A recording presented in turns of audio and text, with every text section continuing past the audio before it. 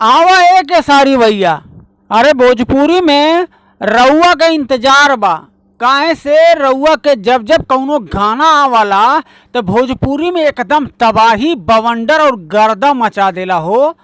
तो रउआ लोग हो जाई तैयार। काहे से आ रहल बा भोजपुरी के ग्लोबल स्टार केसारी लाल यादव और सृष्टि भारती के आवाज में एगो और गाना जवन की 2025 में एगो नया इतिहास रच दे।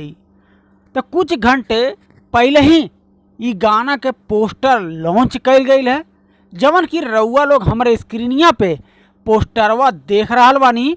और जौने गाना के टाइटल बा गुलरी के फूल। ई गाना में फैट यानी कि केसारी भैया के साथे वीडियो में नजर आवे वाला बानी नीलम गिरी जी। और नीलम गिरी जौने भी स्टार के साथे वीडियो में नजर आ गई उ गनवा के हिट होइले से केहू रोक ना पावल। ए बाबू ई गनवा के लिखले बाटे बड़का भाई हमार टुनटुन यादव जी। आ गनवा में म्यूजिक देले बाटे आपन भाई आर्या शर्मा जी।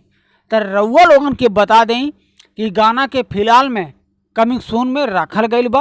और जब भी गनवा के लॉन्च कल जाए वार्नर म्यूजिक इंडिया और ग्लोबल म्यूजिक जैक्सन ये दुई चैनल पे लॉन्च कल जाए तो बाबू हो रउआ लोग थोड़ा सा इंतजार कैल ही जा। काहे से केसारी भैया के कौनो भी गाना आवाला तो रउआ लोगन के थोड़ा सा इंतजार करे के पड़ेला ये मारे कि गाना एकदम बवाल बवंडर और गर्दा मचा देला हो। तो रउआ लोग बनल रही अपने हाई गरीब छोट भाई के चैनल पे।